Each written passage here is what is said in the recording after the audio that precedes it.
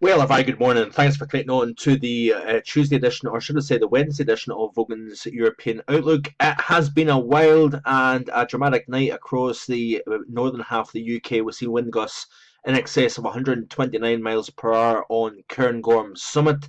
No surprise given the intensity of the low that is passing to the north. We are seeing widespread gale force winds and gusts in excess of 60 miles per hour widely across mainland the UK. We also seen a lorry, a Curry European Arctic, getting blown over.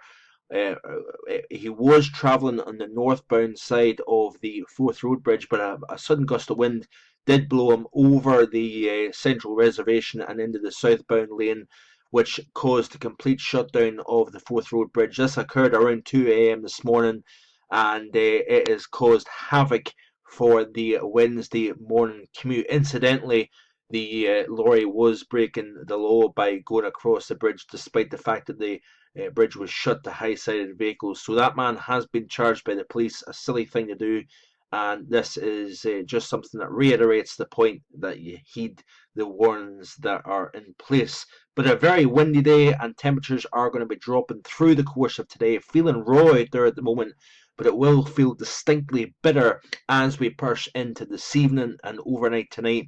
Wind chills up in Cairngorm at the moment is minus 18. Wouldn't surprise me if we are in the minus 25 range come tomorrow morning. But we are also going to see, with that very strong west northwest wind, as that wind starts to bend more towards the north, as the low starts to exit into the Norwegian Sea, we are going to pull in a reinforcing shot of cold air. Snow levels will drop pretty much to sea level, and we are going to see snow accumulations pretty much anywhere, really from central England northwards, but even down across the southern half of the UK.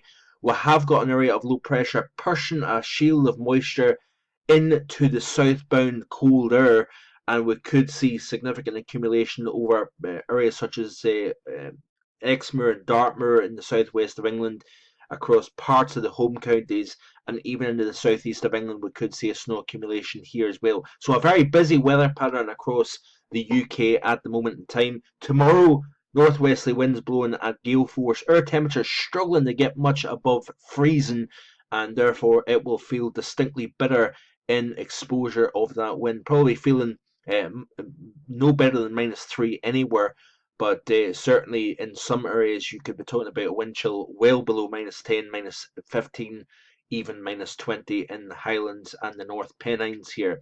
So this is off the GFS. You can see here that we skipped through the sequence, and by the time we get out to 24 hours, that area of low pressure now pushing up towards the Norwegian coastline here. You notice the full isobars, they're now starting to tap air from the north, and with plenty of precipitation, very, very cold air passing over relatively warm Atlantic waters means we get that convective, intense shower activity that is going to get driven in on that northerly airflow here, and it is going to feel rather wintry out there. Here comes that system during the day, or tomorrow 12Z. You can see here that we've got plenty of cold air in place.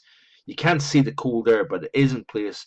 But when you've got this system pushing and skirting the southern half of the UK, you need to watch out for some potentially significant snowfall, not just across the northern half of the UK, but also across the south. As we go from Thursday night into Friday, the GFS indicates that with a direct northerly airflow here, very, very cold, tight squeezing the isobars. We're talking about an area of high pressure out over the Atlantic at 1040 millibars. You've got a sub 976 millibar low to the west of Norway, to the east of Scotland.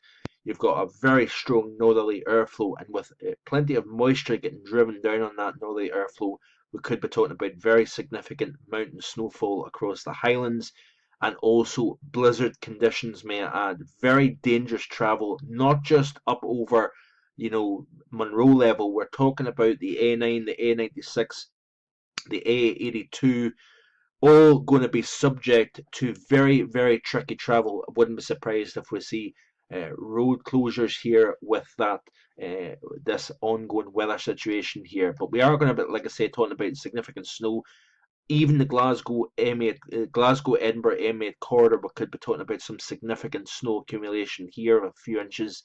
That is a real possibility. Now, daytime temperatures, like I say, Thursday and Friday, struggling to get much above freezing.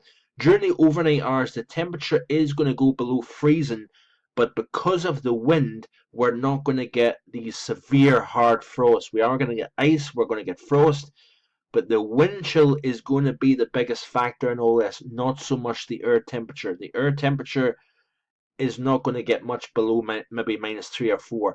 Up in the Highland areas, yeah, we're going to probably talking about -6, -7 potentially, but it's the wind gusting at say 60 to 70 miles an hour will create a very bitter wind chill indeed.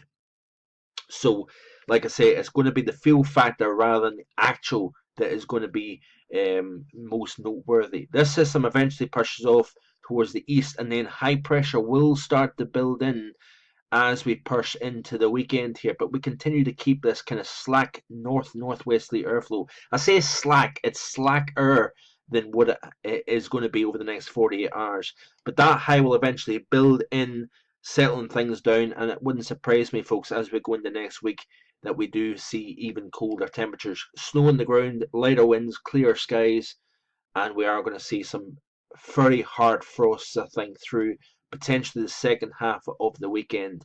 So we'll wait and see what happens. A lot of things going on here, and I wish to ask you to check out marfieldweather.com if you haven't already done so. If you're having to be watching just on YouTube, because there is plenty more information on there with regards to this winter weather that we're seeing. Hope you have a great Wednesday, and I'll be back again over the next couple of days. Bye for now.